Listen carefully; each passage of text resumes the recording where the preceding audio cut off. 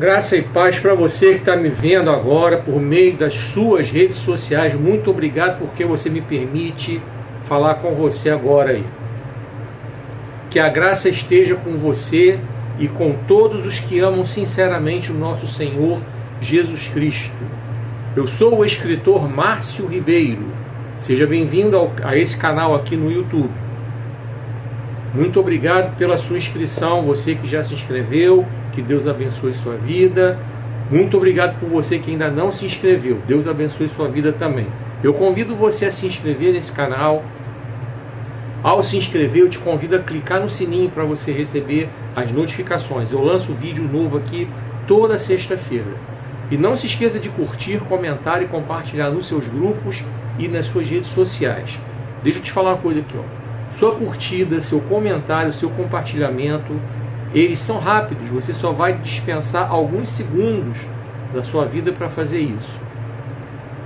Ao fazer isso, você está sinalizando que você gostou do vídeo e que você quer que mais pessoas vejam e que você quer que esse vídeo tenha um alcance maior na internet. E quando você se inscreve no canal, o que você está sinalizando é exatamente a mesma coisa, que você gosta do conteúdo e que você quer que mais pessoas acessem esse conteúdo. E eu quero convidar você a fazer isso, a me dar essa força para que esse ministério que Deus colocou nas minhas mãos, ele possa crescer cada vez mais.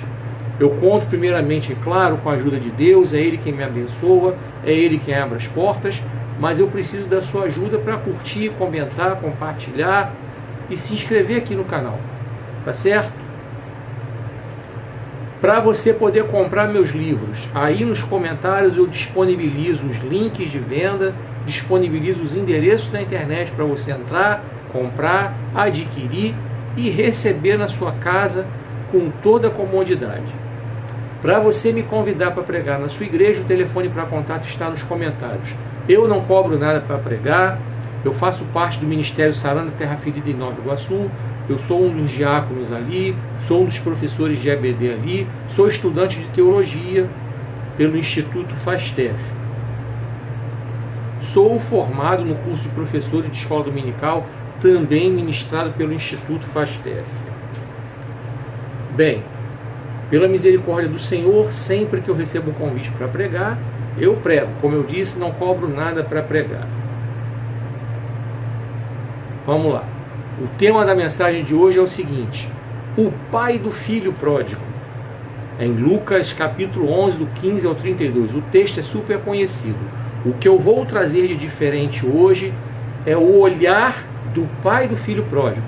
E é isso que eu quero que você fique aqui até o final, para que você possa ver o que Deus tem para transmitir para nós através desse olhar, o olhar do pai do filho pródigo. A gente está acostumado a ouvir sempre sobre ele, o filho pródigo. É o que é mais comum. Há um tempo atrás eu preguei aqui sobre o filho que ficou. Então eu trouxe o olhar do filho que ficou. E hoje eu quero trazer o olhar do pai do filho pródigo. Tá certo? Que Deus esteja abençoando sua vida. O roteiro do vídeo de hoje: eu vou fazer a apresentação dos meus livros e em seguida eu vou entrar no texto.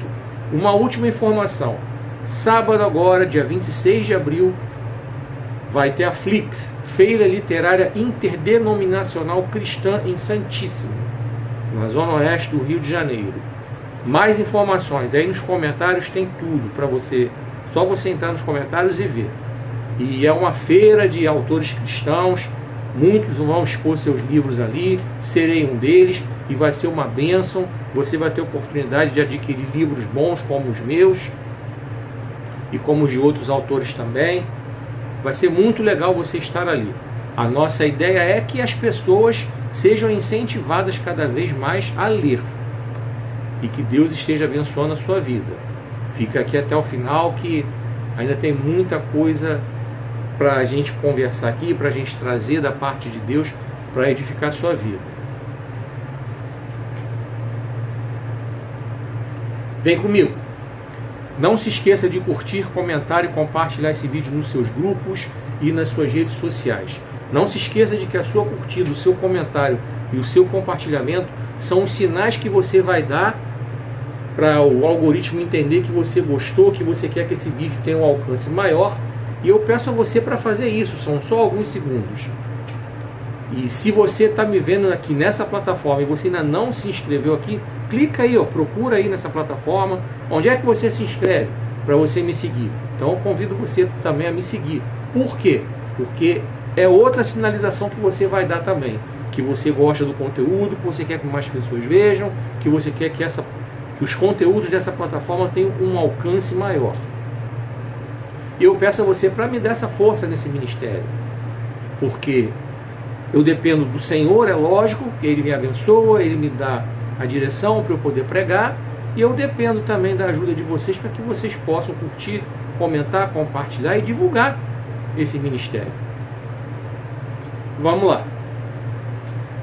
Eu quero falar para você hoje sobre mais uma vantagem da leitura. Presta atenção aqui, ó. Uma grande vantagem da leitura. Uma delas, né? Já falei de várias outras anteriores. Tem 6 anteriores a essa. Procura aí na playlist que você vai ver. Vamos lá. A leitura apresenta ao leitor uma gama de conhecimentos. A leitura apresenta ao leitor uma gama de conhecimentos. Trocando em miúdos, a leitura traz cultura. Aí você está se perguntando, mas para que eu quero ter cultura? Eu vou te falar uma série de motivos aqui. Nós vivemos hoje em um mundo absolutamente carente de pessoas inteligentes, vamos combinar. A burrice, a futilidade são predominantes no mundo de hoje.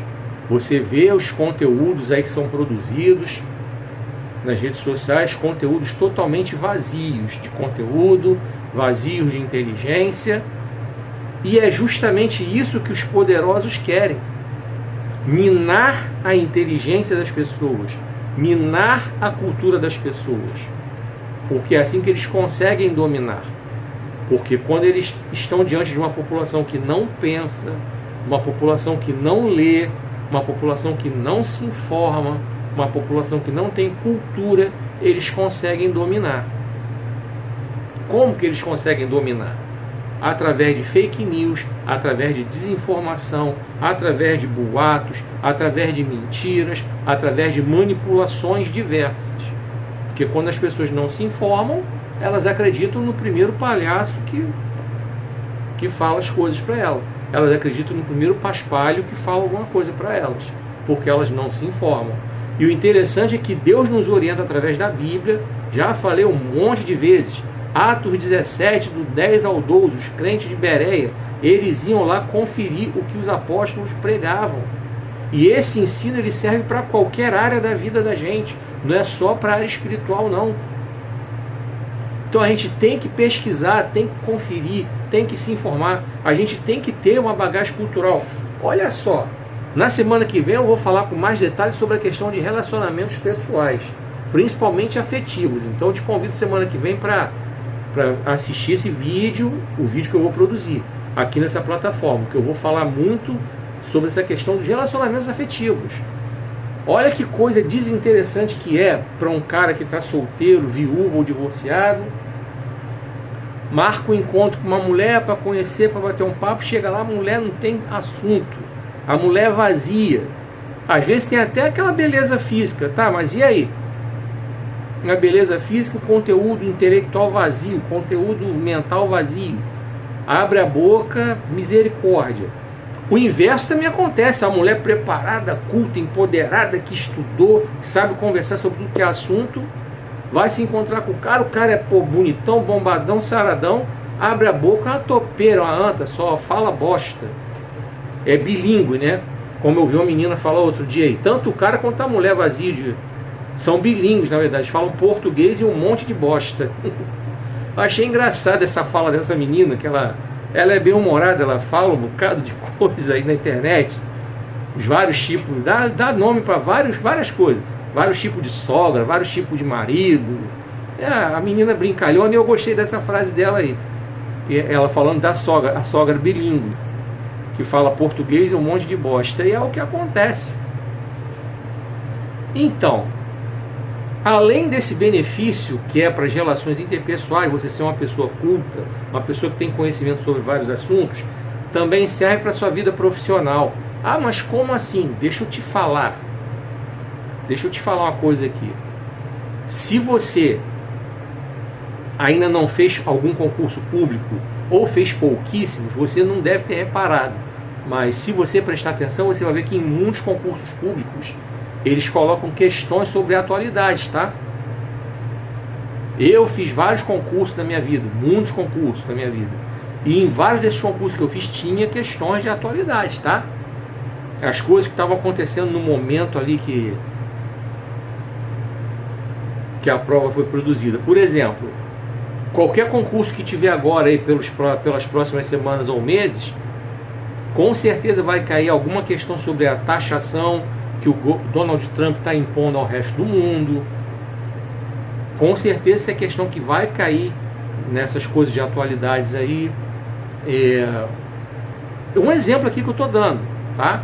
Mas é o que eu estou falando. Então vale a pena você parar para ver um jornal.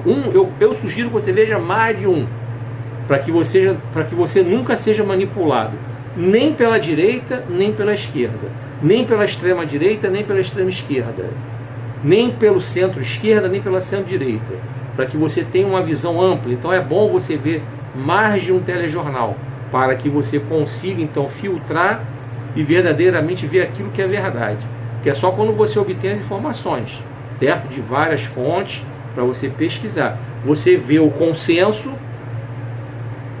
você vai chegar num consenso e você vai ver eventuais divergências e você vai descartando, entendeu? E aí você consegue ter um conteúdo bem legal para você ter uma visão bem equilibrada das coisas que estão acontecendo. Então, quando a leitura traz essa gama de conhecimentos, como eu falei em vídeos anteriores, você aprende a falar melhor, você aprende a escrever melhor, você aprende a se expressar melhor, suas ideias com clareza, com coerência, com coesão. Isso é fundamental para a vida da gente. Como eu disse, na área profissional isso é importante, na área pessoal a gente se sente bem. Poxa, a gente se sente bem poder conversar sobre tudo que é assunto. Imagina, você está numa roda com pessoas de um nível, um gabarito legal, as pessoas estão conversando, você fica que nem um pateta, você não sabe nada, você fica só ouvindo. Você nem se atreve a abrir a boca para não falar bosta, né? Para não usar o segundo idioma. Mas é feio pra caramba. Pô, é legal você ter assunto também para conversar, coisa e tal. Tá no nível ali, poxa. Se a gente quer se comparar, a gente tem que se comparar com quem é bom, com quem tá lá em cima. Tá certo? Olhar para quem é águia. Não é olhar para quem é galinha, que fica revirando o lixo da terra. Tá conseguindo captar até aqui? Pois é. Então eu quero trazer para você, eu quero que você medite bem sobre cada livro que eu vou trazer aqui para você. Avivamento, onde ele começa? Como alcançá-lo? É um livro que eu escrevi com todo carinho para alertar as famílias. E eu quero lembrar você aqui de algo muito importante, algo que aconteceu recentemente aí. Vocês viram aí o caso da menininha que morreu porque ela foi induzida por adolescentes a fazer um desafio maluco aí, que é o desafio do desodorante. E essa menininha acabou morrendo. E tem outros casos recorrentes a ponto de mover uma deputada do PT, Maria da Conceição, se eu não estou enganado, de criar um projeto para que comece a haver um filtro, um rigor maior no que diz respeito à utilização de internet por parte de crianças e adolescentes. Mas eu responsabilizo os pais. Eu vi uma psicóloga essa semana dando uma entrevista sobre esse assunto, ela falando que ela atendeu uma paciente que, tipo assim, o filho dela de 12 anos, participando de um grupo de adolescentes, tá, da escola, não sei, de alguma comunidade que ele participa, o grupo ali do WhatsApp com senha, e ele não quis dar a senha para a mãe por causa da privacidade dele. Então, há que se discutir o seguinte: crianças e adolescentes não têm direito à privacidade. Ah, é polêmico o que eu estou falando? Não, não é polêmico não. Eu vou te dizer por que não é polêmico. Porque deixa eu falar para você aqui uma coisa, principalmente você que é pai, você que é mãe. Se o seu filho ou sua filha, criança ou adolescente, se ele cair nas mãos de alguma dessas pessoas que fica na internet induzindo ao seu filho criança, sua filha criança, seu filho adolescente, sua filha adolescente, fazer esses desafios malucos aí, e seu filho ou sua filha morrerem, você, pai, você, mãe, serão responsabilizados diante da lei dos homens, porque vocês não tiveram coragem, firmeza para impedir que seu filho e sua filha tivessem acesso a essas coisas. E diante de Deus também, se vocês serão punidos sim, porque é responsabilidade sua como pai, como mãe, cuidar do seu filho, zelar pela educação do seu filho. Está na Bíblia isso aí. Responsabilidade é sua. Você não tem que terceirizar isso para o professor, não. O professor, ele é pago para ensinar o conteúdo acadêmico. Ele é pago para ensinar português, matemática, história, geografia. Ele não é pago para tomar conta do seu filho nem da sua filha, não. Tá? E você também não pode terceirizar isso para a igreja, não. O professor de EBD também não tem obrigação nenhuma de tomar conta do seu filho nem da sua filha. A obrigação dele é ensinar a palavra de Deus, como eu estou fazendo aqui. E também você não tem que terceirizar para o pastor, não. O pastor tem um montão de ovelhas para ele cuidar, e ele tem que cuidar das ovelhas. Ele não é o educador, o personal educator. Estou até inventando a palavra aqui, tá? Mas é em tom de sarcasmo mesmo. Ele não é o educador pessoal do seu filho, não. Isso é responsabilidade sua como pai, sua como mãe. Então, crianças e adolescentes não têm direito a ter privacidade. Não tem que ter celular com senha. Você tem que ter acesso. Ah, mas a senha protege se ele for assaltado, coisa e tal. Que bote a senha para proteger o aparelho, mas você tem que saber a senha. Seu filho tem que dar a você a senha. Você tem que ter acesso. E você tem que pegar o celular do seu filho toda hora. Dá seu celular aqui para eu ver. Não tem essa de dizer, que papo é esse dizer que não? Que conversa é essa, seu filho dizer que não vai dar? Que papo é esse? Tá pensando que tá onde? Você é pai, você é mãe. Eu, hein? Pô, toma tenência, pai, toma tenência, mãe. Para de ser frouxo, para de ser frouxa. Isso é obrigação sua, zelar pelos seus filhos. Eu falo sobre isso aqui, avivamento, onde ele começa, como alcançá-lo. É você que tem que filtrar o que seu filho, sua filha assistem. É você, a obrigação é sua. Tem um capítulo aqui falando disso. Por que devemos tomar cuidado com o que entra nos nossos lares? O que significa não colocar coisa mais diante dos nossos lares? Por que os nossos olhos são o espelho da alma? E por que devemos tomar cuidado com quem entra nos nossos lares? São 4 capítulos. Cada um deles, eu falei o título para você. Aí você pode comprar através da Amazon.com.br, Amazon.com.br. Você pode comprar através da estantevirtual.com.br, estantevirtual.com.br. Você pode comprar através da umlivro.com.br, umlivro.com.br.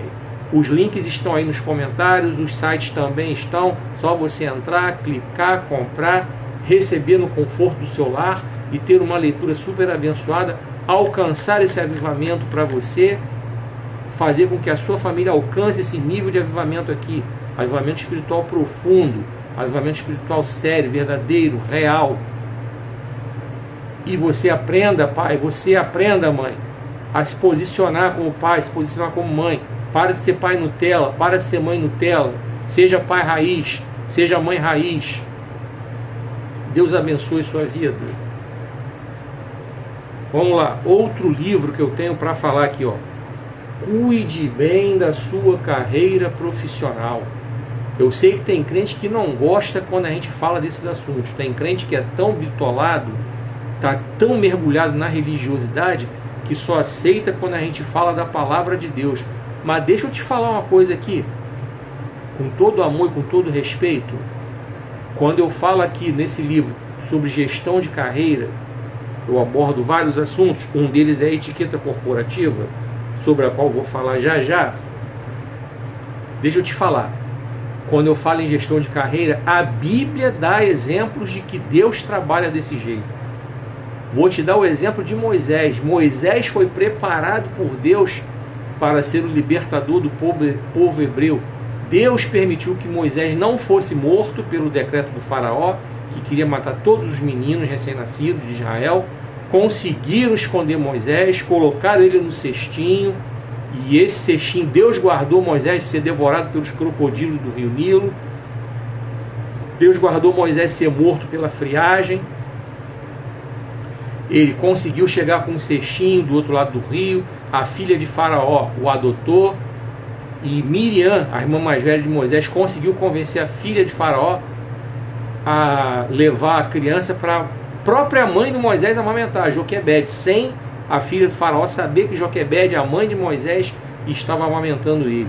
Porque Deus tinha um plano para Moisés. A Bíblia nos diz que ele foi criado e aprendeu toda a arte, ciência e cultura do Egito. Você confere isso em Atos 7:22, se eu não estou enganado, essa informação está lá. Então Moisés foi preparado.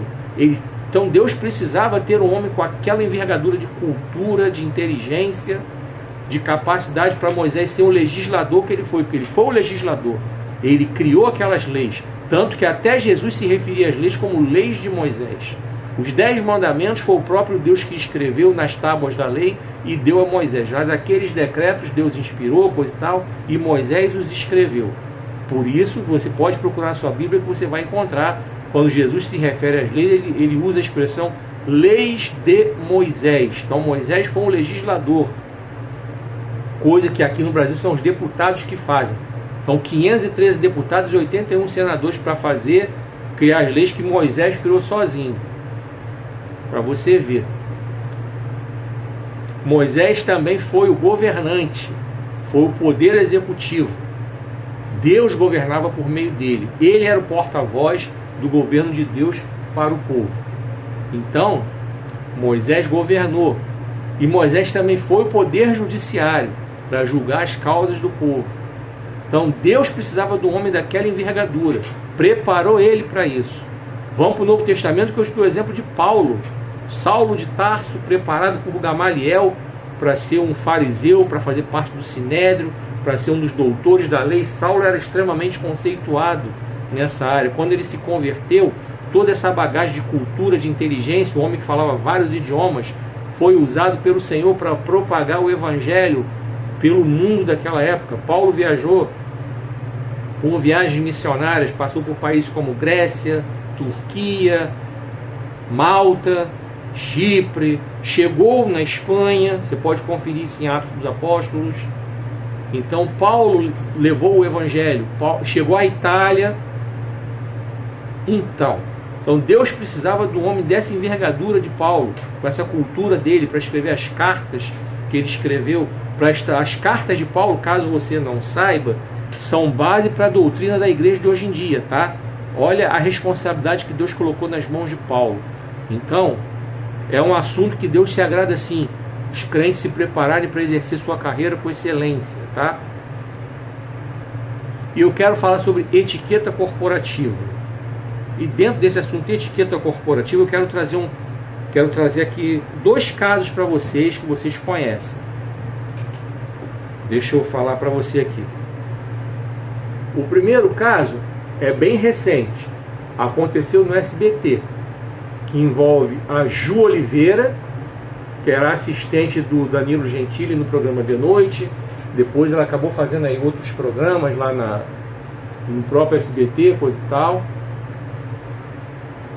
E o caso foi o seguinte, ela foi demitida agora e acusou o Otávio Mesquita de ter importunado ela sexualmente, isso em 2016. Segundo ela ficou na dela, coisa e tal, levou o assunto ao Danilo Gentili, ao diretor do programa lá. Segundo ela, ninguém tomou providência até 2020. Quando foi em 2020 eles tomaram providência, coisa e tal, mas o negócio não fluiu e ela acabou sendo mandada embora e ela entrou na justiça, certo? Ela diz que o Otávio Mesquita assediou ela, passou a mão no seio dela. O Otávio Mesquita nega isso, disse que foi sem querer, que era uma coisa consentida, e dá a desculpa dele lá. A alegação dele, vamos lá. Alegação, não desculpa, que eu não quero tomar partido nem de um nem de outro. Fica aqui até o final que você vai entender por que eu não vou tomar partido de nenhum dos dois. Aí eu vou dar um salto um pouco para trás, para 2020, aconteceu na Globo. Márcio Smelling, é aquele humorista que trabalhava com o Leandro Hassum, os caras de pau. Pois é, ele se tornou diretor do departamento de humorístico lá da Globo, coisa e tal. E segundo a Dani Calabresa, uma das atrizes do elenco, ele assediou ela também. E ficou essa coisa, ela diz que ele assediou, ele diz que não, coisa e tal. Ele acabou sendo punido com a demissão. Ok, não vou tomar partido nem dele e nem dela. Fica aqui até o final que você vai entender onde eu quero chegar. Vou voltar mais um pouco no tempo. Aí eu vou voltar a 1972. O filme O Último Tango em Paris. Talvez você que esteja vendo esse vídeo não era nem nascido nessa época, tá? Então você de repente talvez nunca tenha ouvido falar nesse filme. Em 1972 eu tinha 6 anos. Obviamente que eu não vi esse filme, porque era filme para menor de 18. Mas na minha idade adulta eu vi esse filme. Um filme bem polêmico para a época, e eu acho que até os dias atuais ele tem algumas polêmicas também. Trata-se de um romance entre um camarada mais velho, talvez um camarada com a idade próxima a mim, um pouco mais novo, Marlon Brando, que era o ator que fazia o personagem principal do filme. Ele devia ter na época seus 40 e pouco. Um cara de cabeça branca, com uma garota de uns 20 anos. A atriz se chamava Maria Schneider. Vamos lá. Tem uma cena do filme, que é a cena que você provavelmente já ouviu falar dessa cena. Ela estava no apartamento no qual os dois se encontravam. Ele chegou com um alimento e tal, para eles tomarem um café. Antes de ele tomar o café, ele foi, agarrou ela, coisa e tal, aquela coisa de beija daqui, beija dali. Daqui a pouco ele pegou, botou ela no chão, tirou a calça dela à força, passou manteiga na nádega dela e deixou claro que ele estava praticando com ela aí o sexo anal, passando manteiga. Tá, segura essa informação aí. Na ocasião, a Maria Schneider disse que foi pega de surpresa. Ela alegou que ela não sabia do roteiro desse filme, que teria essa cena. Não deram para ela o roteiro completo. Falaram que ia ter aquela cena do beijo, parará, mas não disseram que ia ter isso. Ela alega que ela foi violentada, que ela foi estuprada, mas na ocasião todo mundo negou. Ela pagou de maluca. E com isso a atriz na vida real teve problemas seríssimos de depressão. Nunca mais fez nenhum trabalho relevante, tanto que ela, vocês nunca ouviram falar dela depois do Último Tango em Paris. Inclusive ela morreu. Nessa de mergulhar nesse mundo sombrio da depressão, ela mergulhou em problemas com abuso de álcool, abuso de drogas, e ela morreu nova. Ela morreu, se vocês pesquisarem aí, Maria Schneider, ela morreu com uns 50 anos, 50 e poucos anos, morreu nova. Eu tenho 59, ela morreu acho, com menos idade do que a minha, que eu tenho hoje. Tá? E anos depois dela ter morrido, o diretor do filme, Bernardo Bertolucci, admitiu que realmente ela foi estuprada. Ele admitiu. Pesquisa aí que você vai encontrar essas informações todas que eu estou falando para você. Esse homem já era um homem idoso, já devia estar já indo já para a terra do pé junto. A senha dele já estava sendo chamada já para ele ir. Então antes dele morrer, acho que ele quis espiar os pecados dele e confessou que realmente teve o estupro. Só que infelizmente a Maria Schneider já estava morta há muito tempo. Ela não pôde ver a justiça ser feita ao nome dela, à reputação dela, porque ela ficou como uma maluca, tá? Fizeram ela pagar de maluca. Por que eu toquei nesse assunto e vou linkar com os dois casos que eu falei, o caso da Ju Oliveira com o Otávio Mesquita e o caso da Dani Calabresa com o Márcio Smelling? Por que eu falei que eu não vou tomar partido de ninguém? Várias razões. A primeira, eu não estava lá. Lembra dos 3 fios de Sócrates que eu já preguei aqui? Já ensinei para vocês? Vou relembrar. Verdade, bondade e utilidade. Esses dois assuntos são verdadeiros? Passam pela peneira da verdade? Não sei, eu não estava lá, eu não vi. Não fui eu que assediei, não fui eu que fui assediado. Eu não posso botar a mão no fogo para dizer que a Ju Oliveira está falando a verdade ou que o Otávio Mesquita está falando a verdade. Não posso botar a mão no fogo para dizer que a Dani Calabresa está falando a verdade ou que o Márcio Smelling está falando a verdade. Não sou maluco. Vamos lá. Passou pelo filtro da bondade? Não, porque essa divulgação foi bom para quem? Não foi bom para ninguém. Não está sendo bom para ninguém. E qual a utilidade disso aí? Está sendo útil para quem? Para os sites de fofoca terem visualizações e curtidas? Fora isso. Mas então, nos dois casos, nós só vamos saber da verdade se houver a confissão de alguém, da pessoa que está mentindo. Porque no caso da Ju Oliveira e do Otávio Mesquita, um fala uma coisa, o outro fala outra. Então não existem duas verdades. Um está mentindo. Qual dos dois está mentindo? Não sei.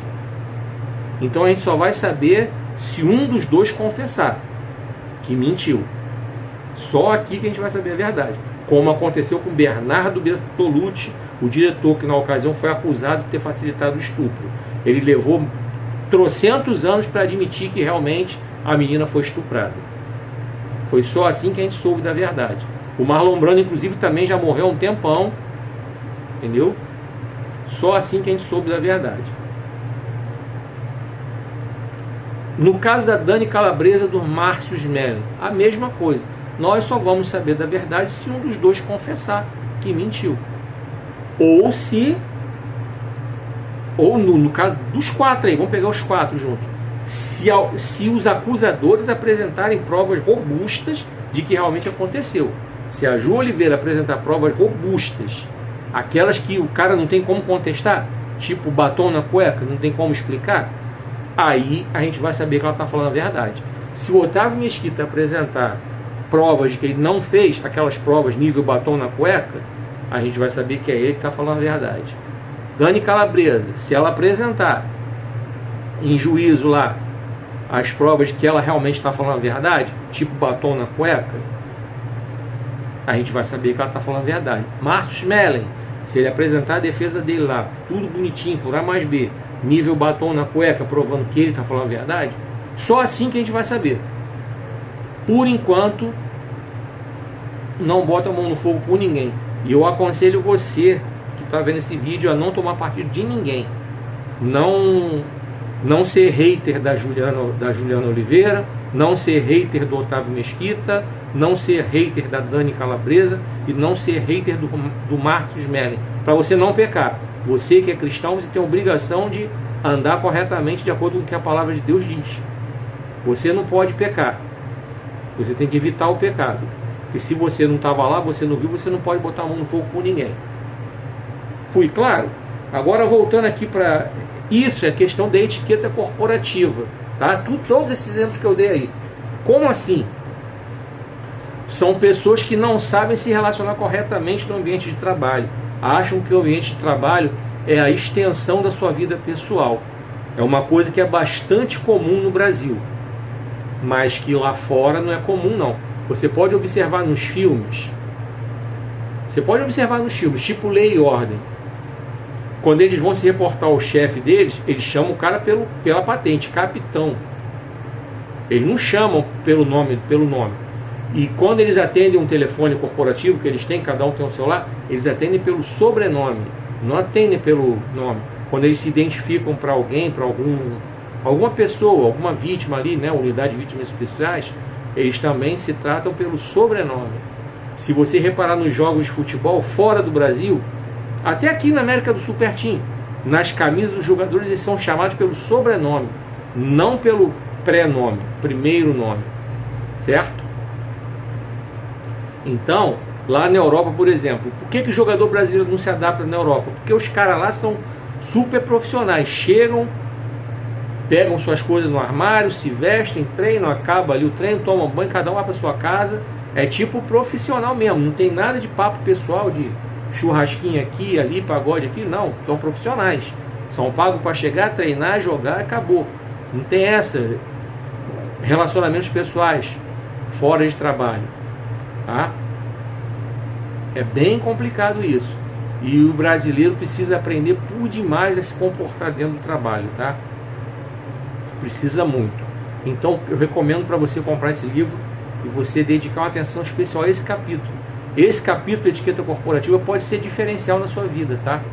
Às vezes você está se queimando em ambiente de trabalho porque está misturando a vida pessoal com a vida profissional. Tem muita gente que às vezes é mandada embora por causa disso. Acha que chefe é amigo, chefe não é amigo. Acha que colega de trabalho é amigo, colega de trabalho é colega de trabalho. Amigo é outro patamar. Ah, mas está fazendo acepção de pessoas? Não, não estou fazendo acepção de pessoas, não. Eu estou escalando níveis de relacionamento. Até Jesus fez isso, eu já falei várias vezes aqui. Jesus tinha 12 discípulos. Coisas gerais ele falava com os 12.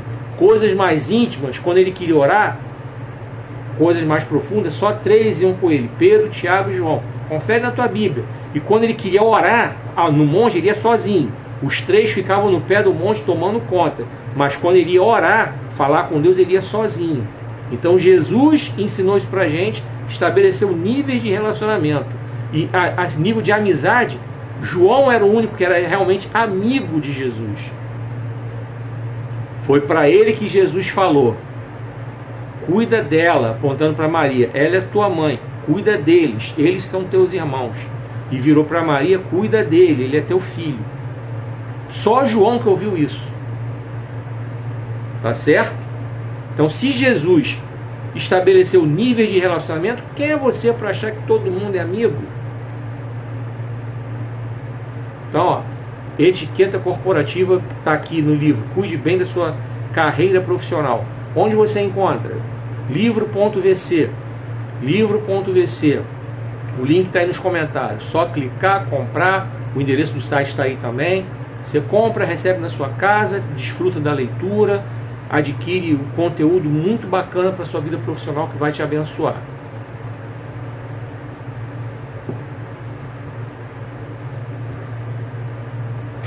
De Lodebar para Wonderland.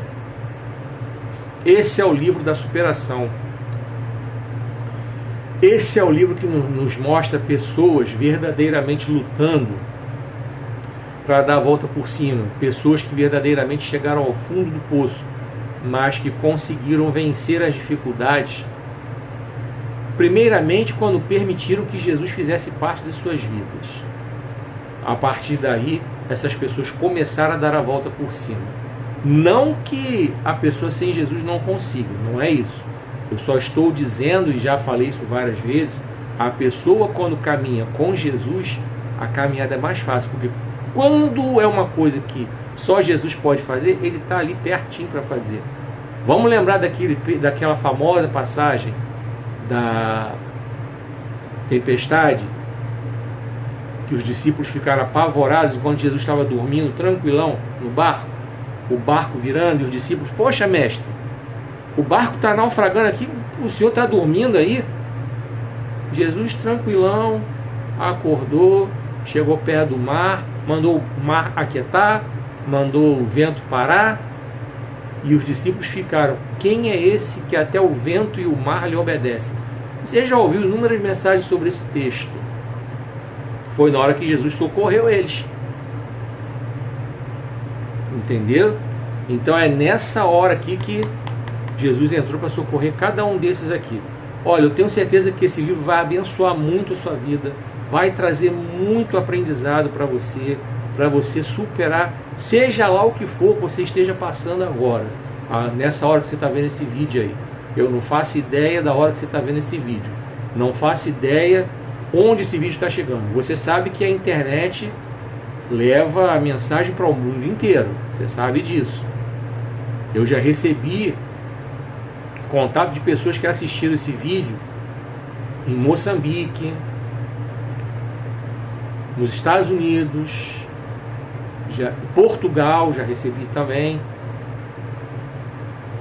já recebi da França, você vê, de Luxemburgo, que é um país que fica ali pequenininho entre a Alemanha e a Suíça, fica por ali.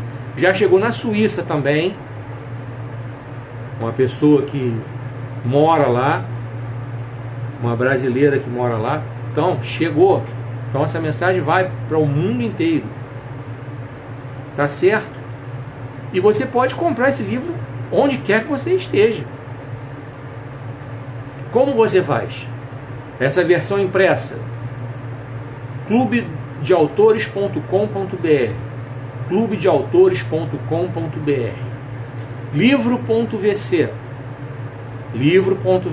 ou uiclap.com, uiclap.com.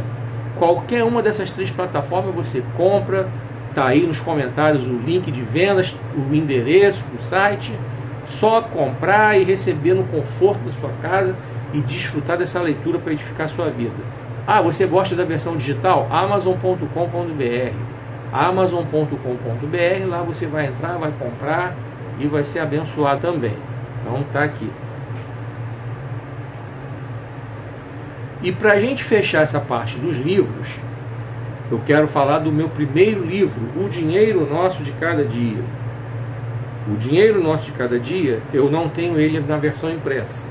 Eu tenho ele somente na versão digital. Amazon.com.br, Amazon.com.br. Esse livro foi o primeiro que eu escrevi.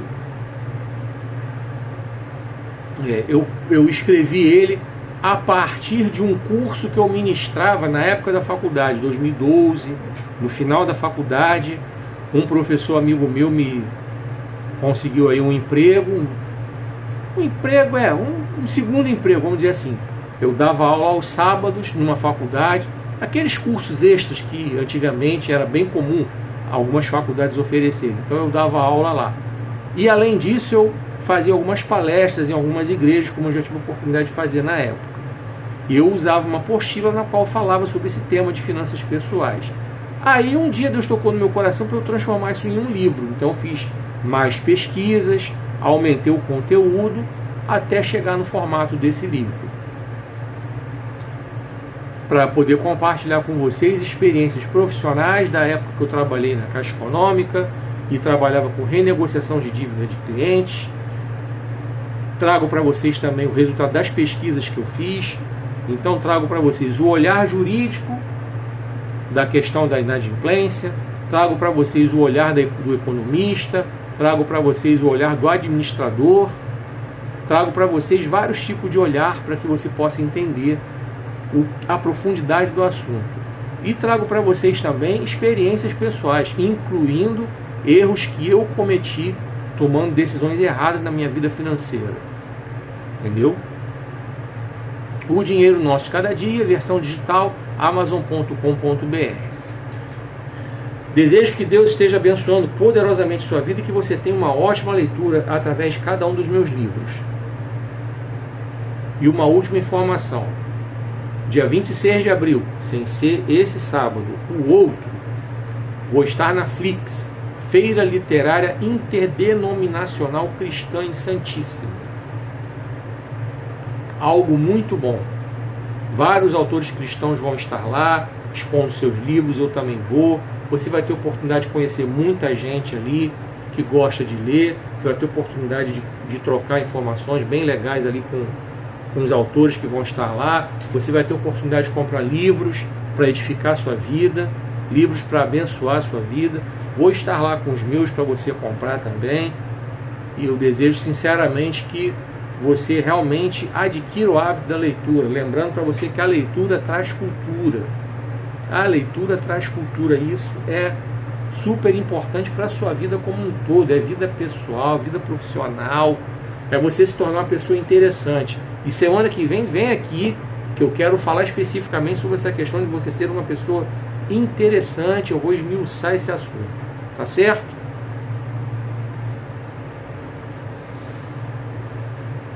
Vem comigo. Não se esqueça de curtir, comentar e compartilhar esse vídeo nos seus grupos e nas suas redes sociais. Lembrando que a sua curtida, o seu comentário, o seu compartilhamento são rápidos, são gratuitos, levam somente alguns segundos. E você com isso sinaliza que você gostou do conteúdo do vídeo, que você quer que mais pessoas vejam e que você quer que esse vídeo tenha um alcance maior. Você que ainda não se inscreveu aqui nessa plataforma, clica aí para você se inscrever. Isso também vai sinalizar que você gosta do conteúdo que eu produzo aqui e que você quer que mais pessoas vejam, que você quer que haja um alcance maior por parte da internet, porque cada vez mais pessoas tenham acesso aos conteúdos que eu faço aqui nessa plataforma. Tá certo? Para você me convidar para pregar, telefone para contato está nos comentários. Não cobro para pregar. Sou do Ministério Será na Terra Ferida de Nova Iguaçu. Sou um dos diáconos ali. Sou um dos professores de EBD ali. Sou estudante de teologia. Sou formado no curso professor de formação de professores de EBD. Então terei um imenso prazer em estar na sua igreja pregando. Não cobro para pregar, como eu falei. Não cobro para pregar. Para você adquirir meus livros, nos comentários você tem todas as informações. Só entrar nos comentários e clicar no livro da sua preferência para você comprar e receber na sua casa de boa. Para você participar da Flix, Feira Literária Interdenominacional Cristã em Santíssimo, tudo está nos comentários também. Entra aí e veja. Tá certo? Vamos para a mensagem? O pai do filho pródigo, Lucas 15, do 11 ao 32. Eu não vou ler o texto todo, vou somente ler os versículos destacados para eu falar sobre o pai. O olhar vai ser esse, o pai do filho pródigo. Eu tenho certeza que Deus tem muita coisa para nos ensinar através desse olhar. Vamos lá?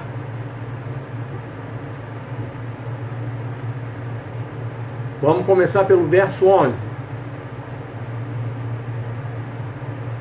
Jesus falando.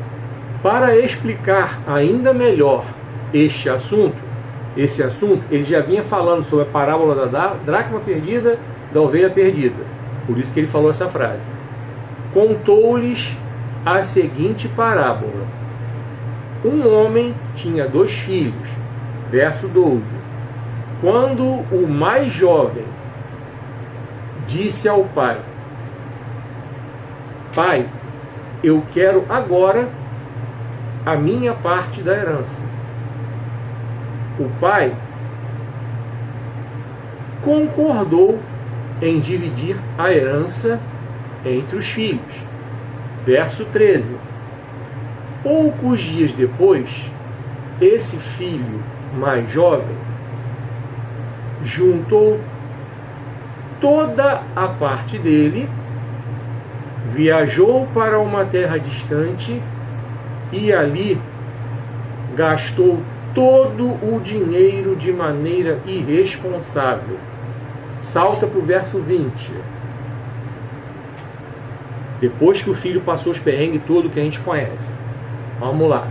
Então, ele levantou-se e voltou para casa, para junto de seu pai. E quando ainda estava longe, seu pai o viu e saiu. Seu pai o viu e seu coração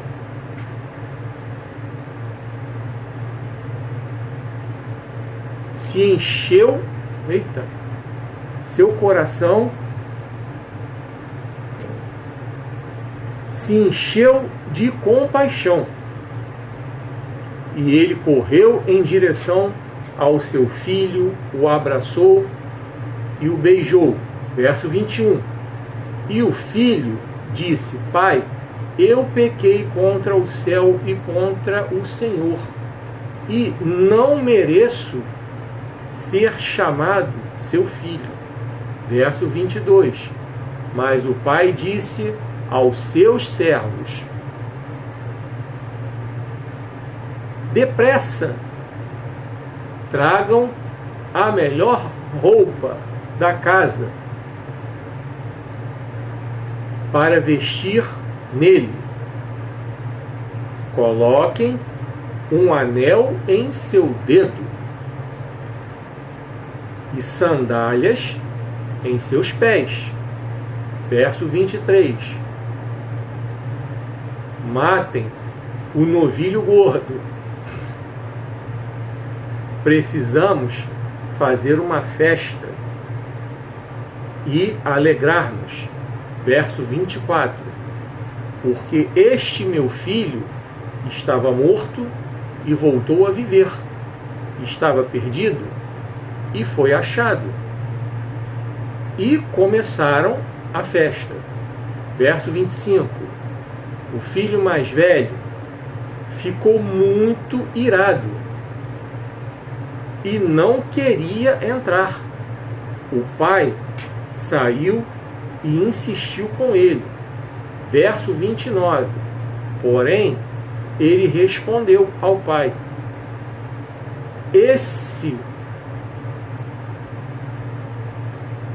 Esses anos todos eu tinha trabalhado como um escravo para o Senhor e nunca me recusei a obedecer às suas ordens. E durante todo esse tempo, o Senhor nunca me deu nem mesmo um cabrito para festejar com os meus amigos. Verso 30. Mas quando volta esse seu filho, depois de gastar o dinheiro do Senhor com prostitutas, o Senhor comemora matando o novilho gordo. Verso 31. Olha, meu filho, disse-lhe o pai, você está sempre comigo e tudo que eu tenho é seu. Verso 32 para a gente fechar.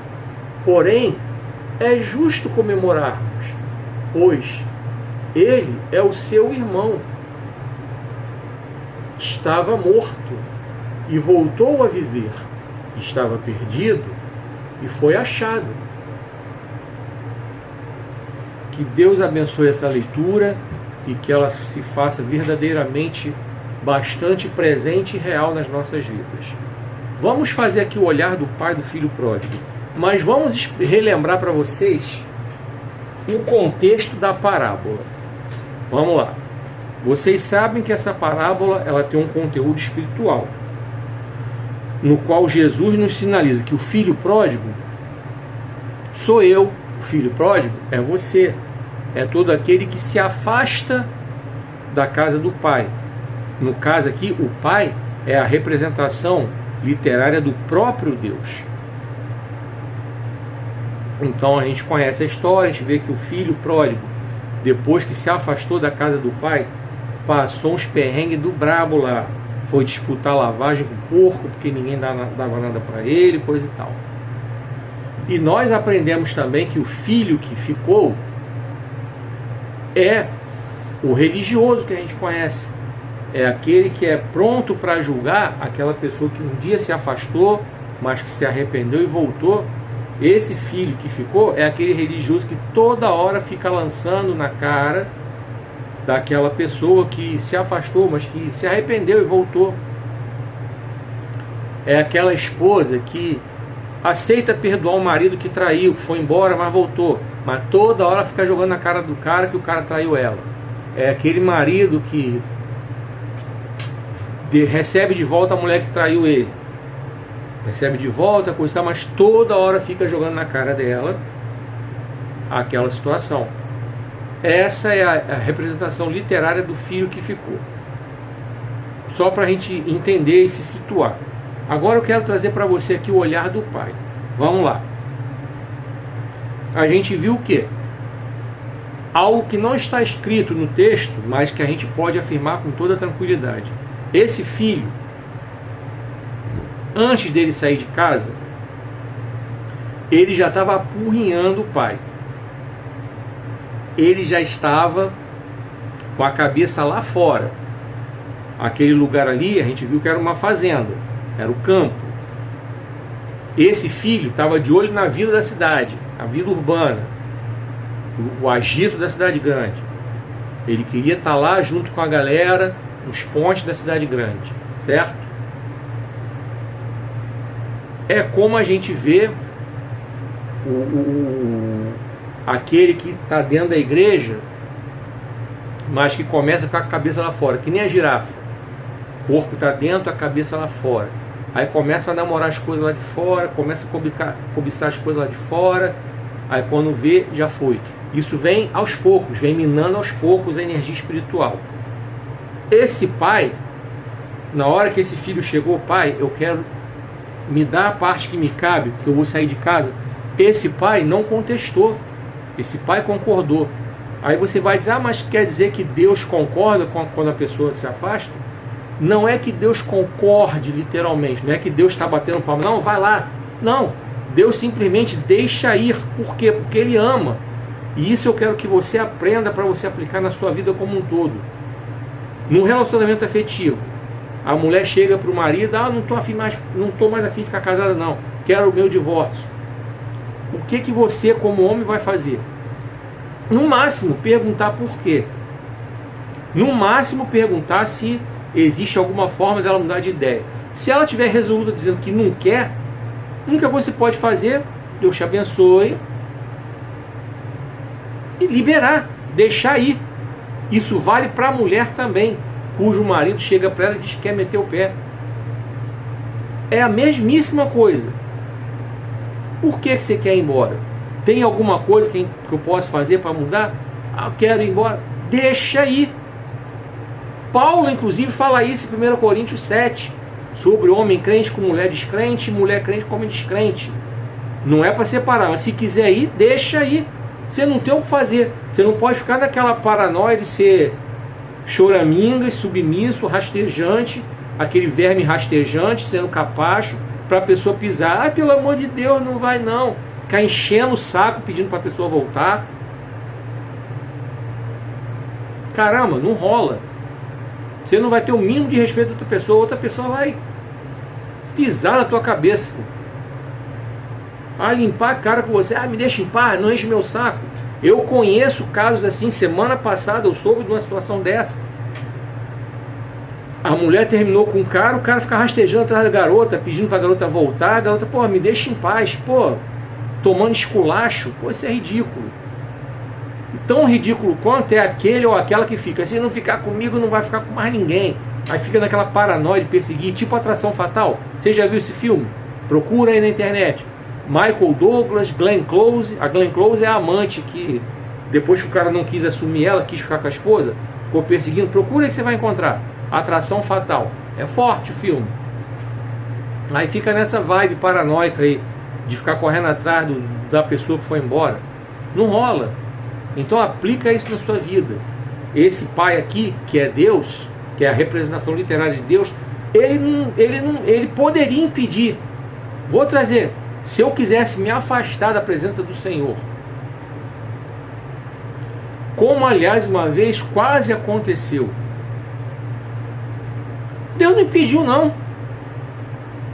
Num domingo que eu estava, 2012, que eu já estava saco cheio de tanta coisa ruim que estava acontecendo comigo, eu chutei o balde.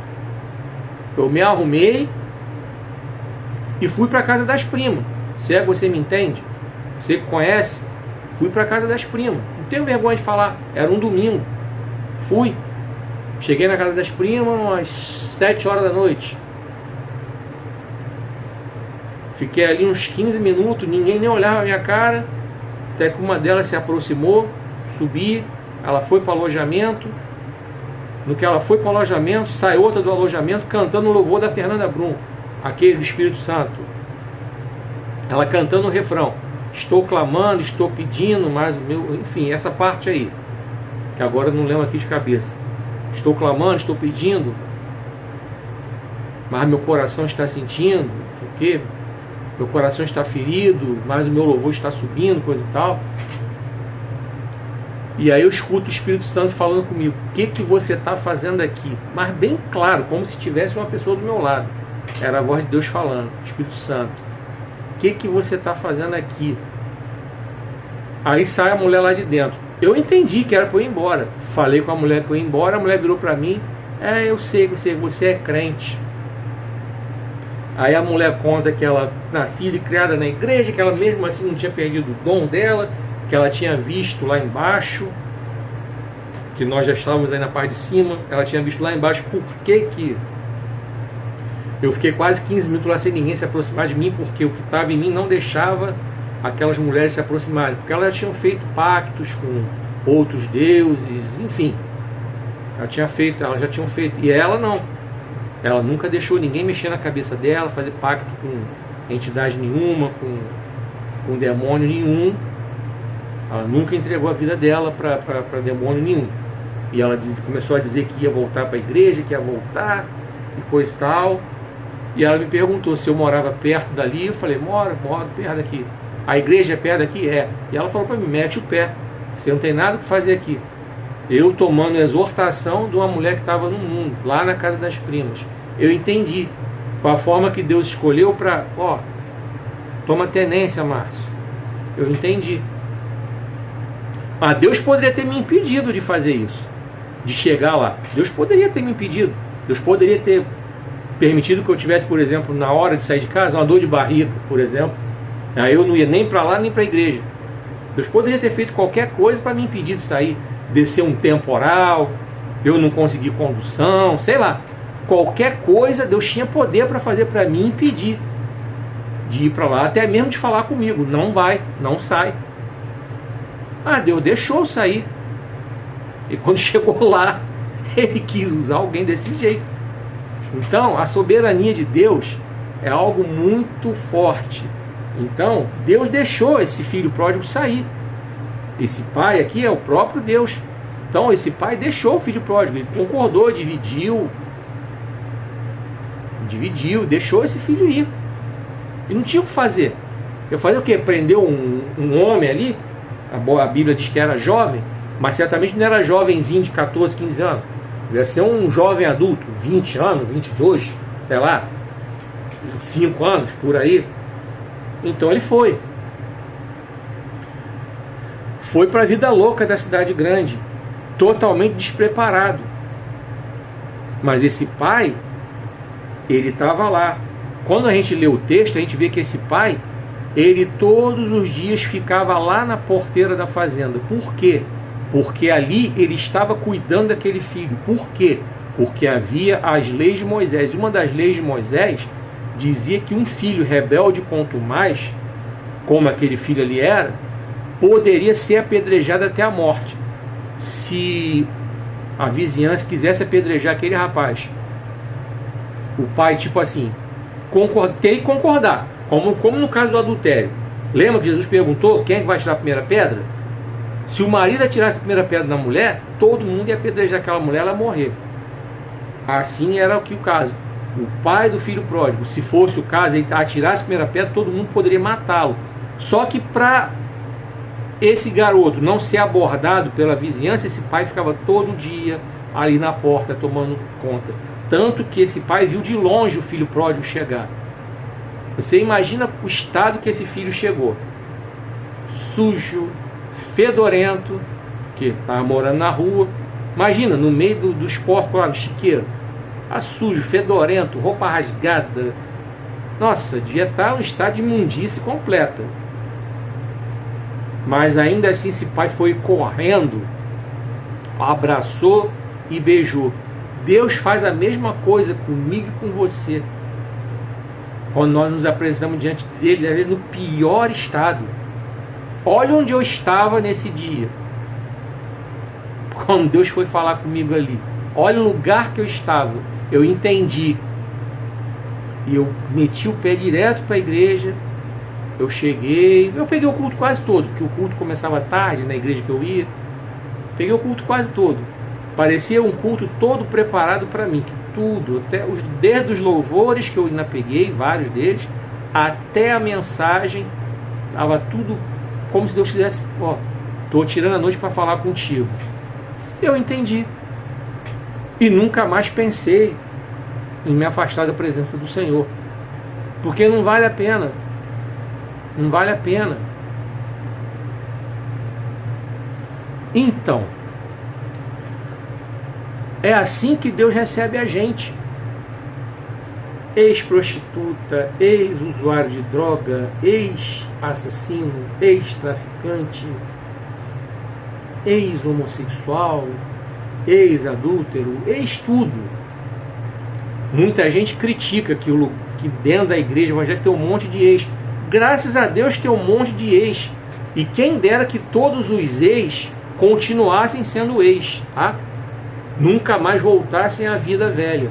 Quem dera que todos os ex se mantivessem firmes, e quem dera que todos os que estão na casa do Senhor, que nunca foram ex nada, ou seja, aqueles nascidos, criados dentro da igreja, dentro do bonitinho ali, nunca se desviem, nunca queiram olhar para o lado de lá, que não tem nada do lado de lá.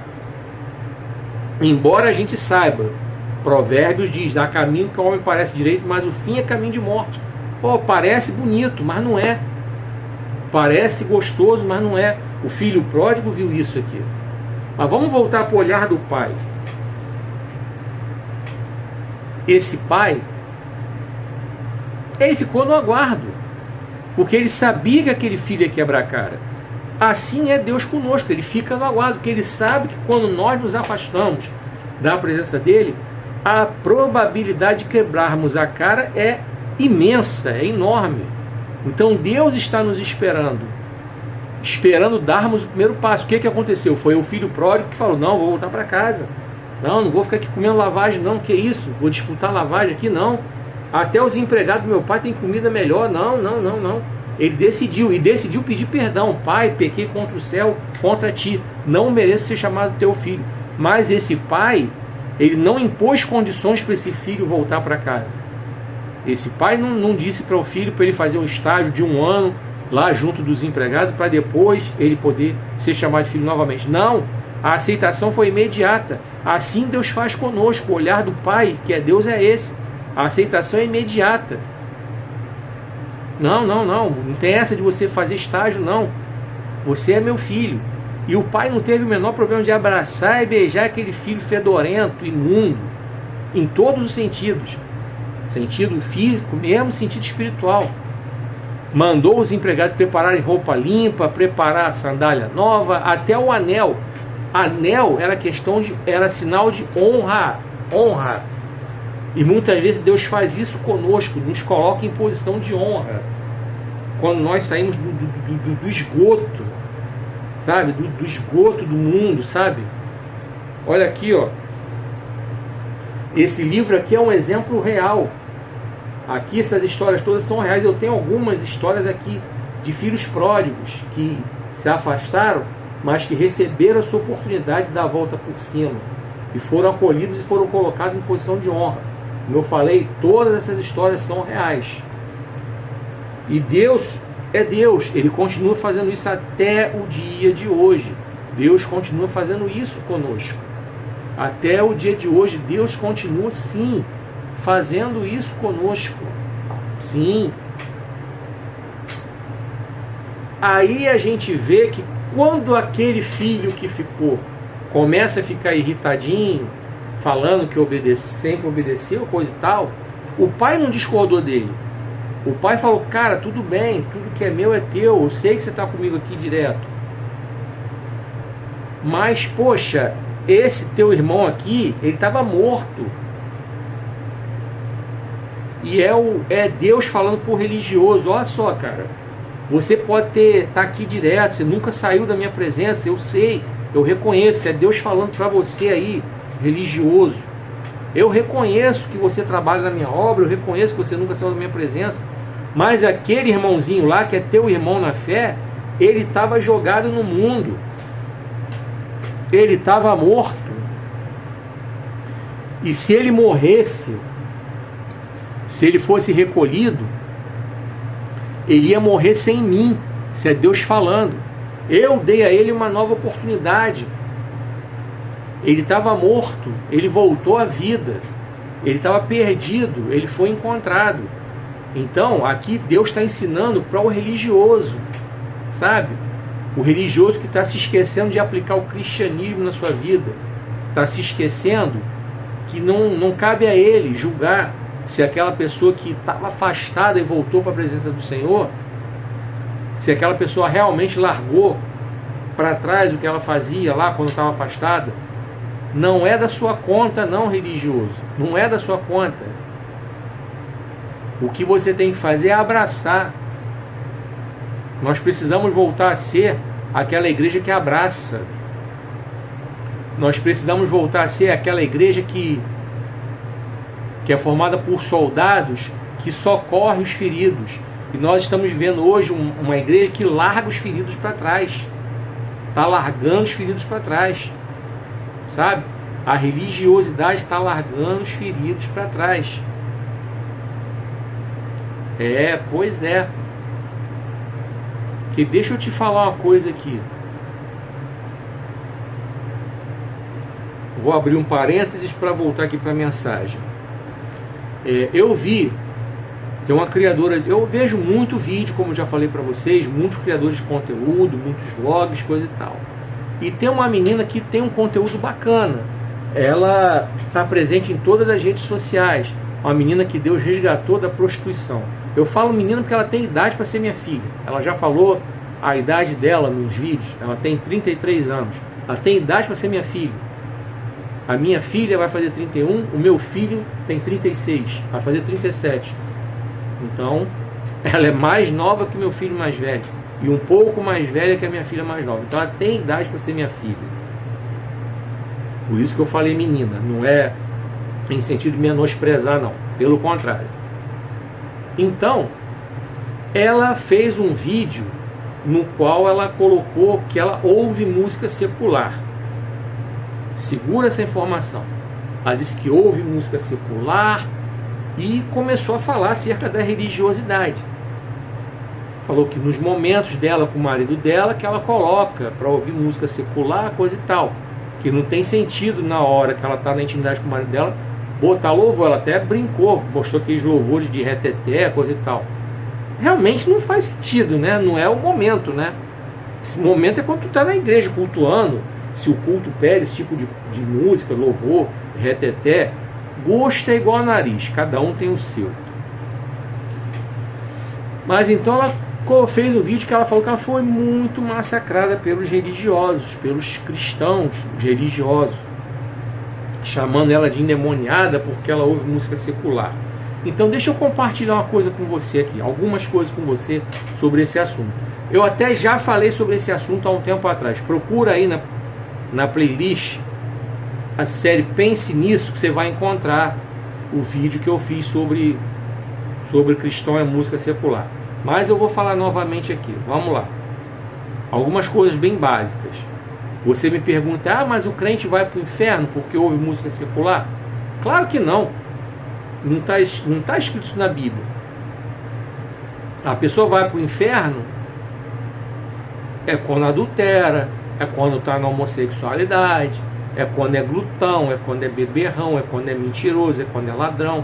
O inferno tem lugar para essas pessoas que eu falei, está escrito na Bíblia. Adúlteros, ladrões, efeminados, sodomitas, glutões, beberrões, mentirosos. A Bíblia. Mas quem dera se eu fosse um pastor e o problema é que eu tivesse que lidar com as minhas ovelhas é uma ovelha que ouve música secular, eu ia dar glória a Deus. Que hoje os pastores estão lidando com coisa muito mais sombria. Hoje os pastores estão lidando com crente envolvido com adultério, com crente envolvido com bruxaria, com crente envolvido com alcoolismo, com crente com problema com droga, com crente com problema com depressão, crente com problemas familiares seríssimos, que dentro de casa pais e filhos não se falam, coisas muito mais sombrias e sinistras do que ouvir música secular. Mas vamos lá. Eu sei que eu vou falar de algumas coisas aqui que são um pouco, que alguns cristãos vão achar polêmico, mas vamos lá. Os argumentos que os religiosos costumam usar para falar que o crente não pode ouvir música secular, eles usam argumentos muito rasos e que são muito fáceis de rebater. O primeiro deles, o crente não pode ouvir música secular porque os caras que cantam música secular têm a vida toda errada, toda zoada. Vamos lá. Falando da música secular, os caras do Roupa Nova são os caras super tranquilos. Você não vê nada deles aí envolvido com nenhuma parada errada. Você não vê. Os caras estão aí há 40 e tantos anos cantando como Roupa Nova, fora os anos anteriores que eles cantaram com outros nomes. Os funks, os motocas. Fora o Ricardo Fegali, que é um dos integrantes, gravou em 1977 uma música chamada Rainy Day. Ele gravou com o nome de Richard Young. Essa música é tema da novela Locomotivas. Há pouco tempo que eu descobri que era ele que cantava. Pois é, então os caras não tem nada demais. A vida tranquila. Coldplay, internacional. Os caras têm a vida tranquila. Foram até tudo gente de igreja, inclusive, Coldplay. Tipo Catedral. Que resolveu cantar secular, mas os caras não tinham saído da igreja. Os caras só estavam cantando secular.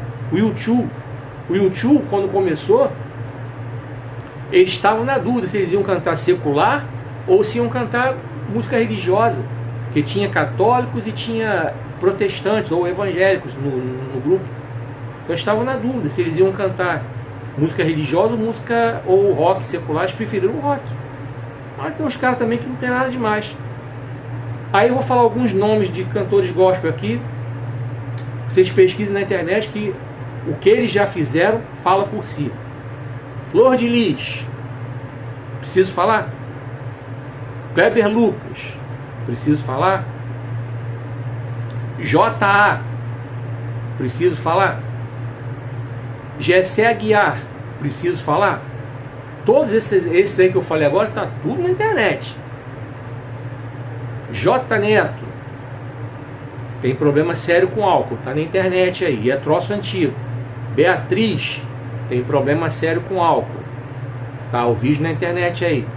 Ela tomando chopp antes de cantar numa igreja. Kleber Lucas, já falei. Pastor Lucas, tá na internet também. A esposa já tinha perdoado uma gaia que ela ganhou, uma ou duas. Ganhou mais outra, ela não quis completar o head trick, mandou o pastor Lucas para aquele lugar, mandou ele embora.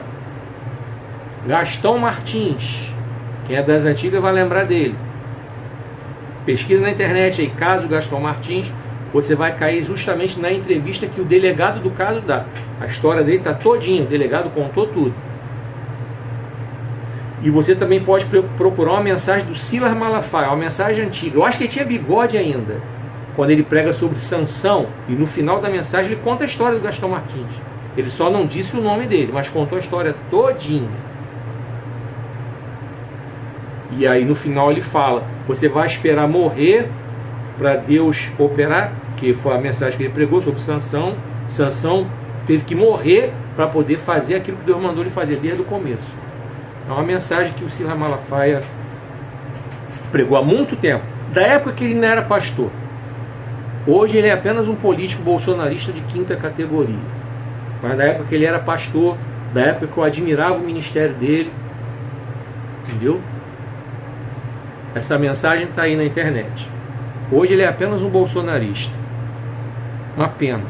Enfim, é com ele e Deus. E ai dele, ele é pastor. Ai dele, como se apresentar na presença de Deus. Deus vai requerer da mão dele as ovelhas que estão se afastando da presença do Senhor por causa do péssimo testemunho dele, como bolsonarista que ele é na internet.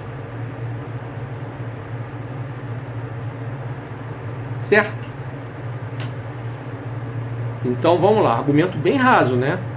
Que eu rebati com maior facilidade. Outro argumento que os cristãos aí costumam usar: ah, o crente não pode ouvir música secular por causa da letra.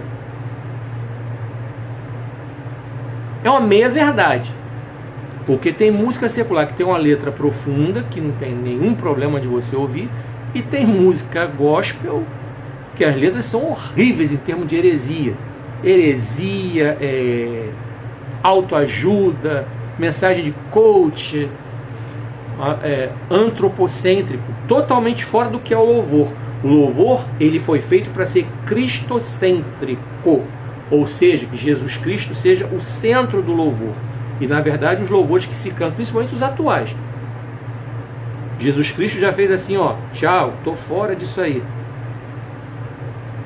É tudo antropocêntrico, sempre o homem que vai superar, o homem que não vai desistir. Aquela mensagem de autoajuda, de coach por meio dos louvores. A manipulação emocional, apagando as luzes, aquelas melodias tristes, melancólicas, para o pessoal chorar. Já falei sobre isso semana passada, que produz um avivamento emocional e que não tem fruto. O resultado é esse monte de crente aí que é anêmico espiritualmente, frio, Nutella, um monte de crente Nutella, que qualquer coisinha sai da igreja. Um monte de crente Nutella que não aguenta uma pressãozinha, não aguento uma tentaçãozinha. Não tem estrutura espiritual, porque não é ensinado a ter estrutura espiritual. Não quer aprender, não quer ler a palavra de Deus, não quer ler livros como os meus, como os de outros autores, não querem crescer espiritualmente, querem só ficar comendo comida podre, comida rala que é oferecida aí. Resultado é esse. Então você vê que o argumento é raso também das letras, tá? É bem raso. Aí você vai perguntar, mas você então acha que o crente pode ouvir música secular? Vamos lá. A Bíblia diz que se você vai ouvir isso e vai escandalizar alguém, não faça. Se eu ligar meu rádio para ouvir música secular e for escandalizar a quem está perto de mim, na minha casa, então não devo fazer. A Bíblia é clara quanto a isso, não há dúvida nenhuma. Ponto 1. Ponto 2. Se a música secular vai me levar a lembrar de coisas do meu passado, tipo de alguma mulher que eu namorei, de alguma coisa que eu vivi antes da minha conversão, não devo ouvir, porque a Bíblia diz que as coisas velhas ficaram para trás. Se a letra vai fazer menção a coisas que desagradam a Deus, eu não devo ouvir.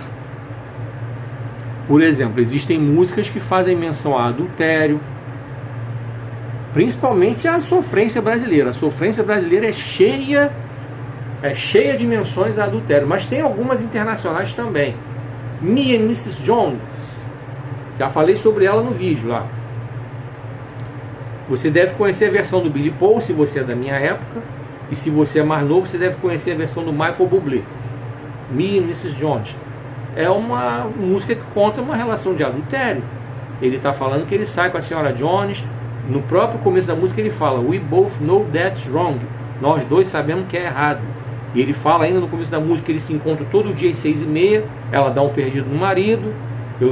A música não fala se ele era casado, coisa e tal. Mas a música deixa claro que ela é casada. Então ela dá um perdido no marido, conta alguma historinha qualquer e sai com o Ricardão. A música é basicamente isso. Me and Mrs. Jones. Tem outra, Sad Eyes, um cara chamado Robert John. A história dessa música já é o quê? Ele dispensando a amante. Tipo assim, ele começa cantando que ele está dispensando a amante, está dizendo que a esposa está voltando. She's coming home today. Ela está voltando hoje. E aí no refrão da música ele está dizendo que ele não quer ver a amante chorar, que não tem outra coisa para ele dizer para ela anunciar a Deus. Mas a vida real é essa aí. A amante está sujeita a isso. Então se você está me ouvindo aí, está se sujeitando a ser amante, seja você mulher que está saindo como casado, seja você homem que está saindo como mulher casada, você está sujeito a ouvir isso aí. A hora que a pessoa cansar, a hora que a pessoa quiser se acertar com o marido ou com a mulher, você vai tomar um pé na bunda, em português bem claro. O cara te usou e te jogou fora. Você, mulher, que está se sujeitando a ser amante. Você, homem, que está se sujeitando a ser amante, a mulher vai te usar e vai te jogar fora. Porque é assim que é. É assim que é. É assim que é. Se você se sujeita a ser amante, ninguém vai assumir você. Ninguém vai assumir você. Isso aí. Enfim. Então, estou te dando aí alguns exemplos, tá? Agora, acima de tudo, atrapalha a sua vida espiritual? Se atrapalha, não ouça.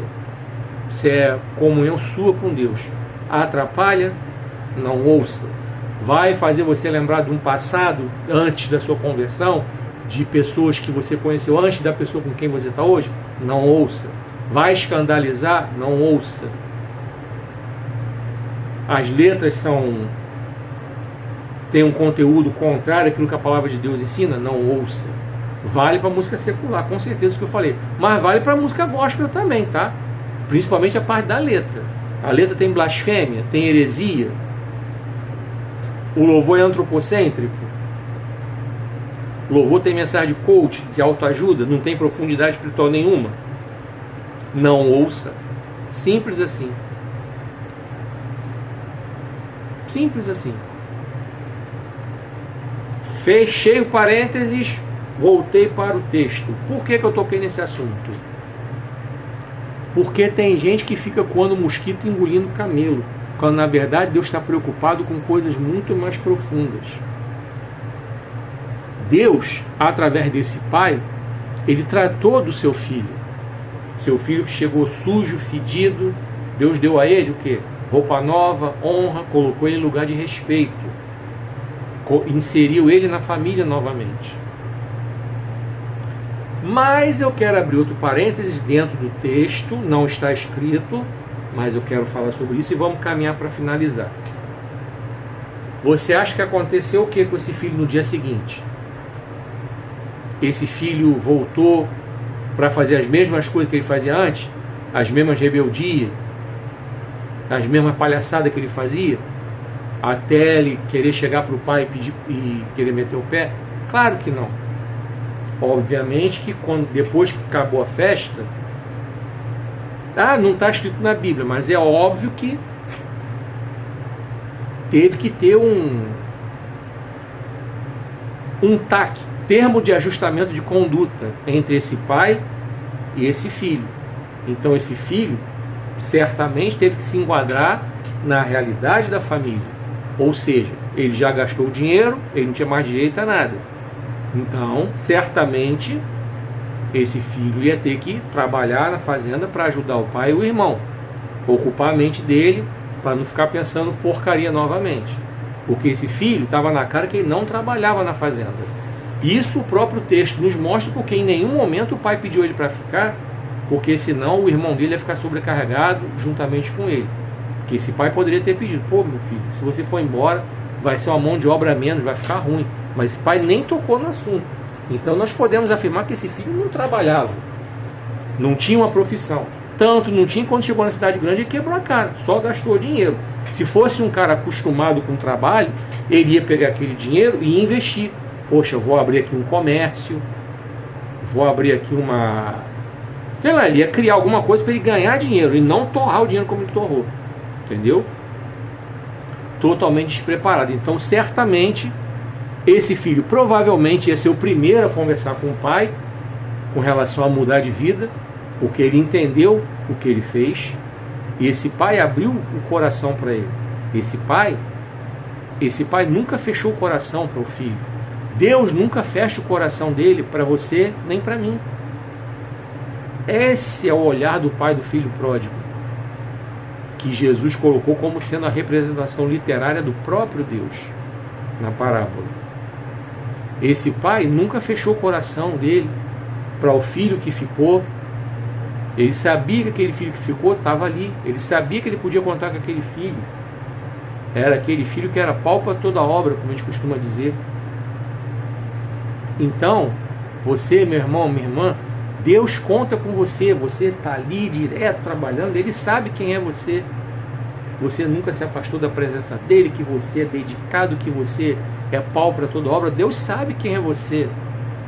Do mesmo jeito que Deus sabe quem é aquele que está voltando para Jesus agora, que está sendo tratado ainda, entendeu? Deus está colocando ele no lugar dele ali, coisa e tal, inserindo ele no contexto da igreja para ele poder trabalhar. Deus sabe quem é aquela pessoa, as dificuldades que aquela pessoa está tendo, lutando contra as tentações. Rapaz, minha irmã, meu irmão, Deus sabe, Deus conhece. Então é isso que eu quero fechar aqui com você, tá? Sobre o pai do filho pródigo. Ele é o próprio Deus que nos mostra que ele está pronto para nos aceitar de volta, sem exigir nada. Ele não quer que primeiro você se limpe para depois voltar. Você pode voltar sujo mesmo. Nós vimos no texto, literalmente, o filho sujo, fedido. E assim esse pai abraçou e beijou. E providenciou, o próprio pai providenciou, pediu para os empregados: providencia roupa limpa, sandália nova, banho para ele, o anel no dedo, coisa e tal. Do mesmo jeito, Deus providencia, sabe quem para ajudar a gente a se limpar quando a gente volta para Jesus? Aqueles irmãos que estão ali mais na presença do Senhor, que podem ajudar sabe? Aquela coisa do discipulado, onde se aplica o verdadeiro discipulado, ensinar, acompanhar, até que aquela pessoa tenha a condição, posso caminhar sozinho e tal. Mas ainda assim é bom sempre ter alguém, é bom ter alguém de total confiança para poder ajudar em oração. Agora deixa eu falar uma coisa aqui, para você que é casado, falar em alguém de confiança.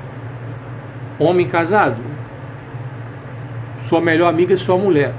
Você não tem que procurar nem cunhada, nem a irmãzinha da igreja que entrega visão, revelação, magia. Não. Sua mulher é sua amiga, sua melhor amiga. Você aí, mulher casada, vamos parar nessa palhaçada de ficar procurando um irmãozinho que entrega visão, revelação, magia para ele orar por você. Seu melhor amigo é seu marido. É por isso que muita gente quebra a cara dentro das igrejas hoje. Muita mulher casada se arrebenta, muito homem casado se arrebenta, porque não considera o seu cônjuge como seu melhor amigo, aí vai procurar amizade fora. É a tradicional RDM que eu falo sempre, é a receita para dar, aquela palavrinha de 5 letras que começa com M que eu não posso falar aqui. Tá certo? Só até aqui foi o que o Senhor ministrou no meu coração. O tema da mensagem foi o pai do filho pródigo. Lucas 15, do 11 ao 32, trouxe alguns versículos isoladamente. Desejo que Deus abençoe sua vida, desejo que essa mensagem fale poderosamente ao seu coração e que você entenda a profundidade que é o olhar do pai do filho pródigo, que nada mais é do que o olhar do próprio Deus, que é a representação literária desse pai do filho pródigo aí. Esse pai do filho pródigo é a representação literária do próprio Deus para nos ensinar como é que Deus nos vê. Tá certo? Muito obrigado porque você ficou até aqui. Lembrando para você que está vendo esse vídeo no YouTube. No YouTube, toda sexta-feira tem vídeo novo para você. Nas demais plataformas, a partir de sexta, começa uma nova série. Sempre começa sexta-feira uma série nova de vídeos. Tá certo? Para eu pregar na sua igreja, o telefone está nos comentários. Para você comprar meus livros, nos comentários tem os links de venda e os sites.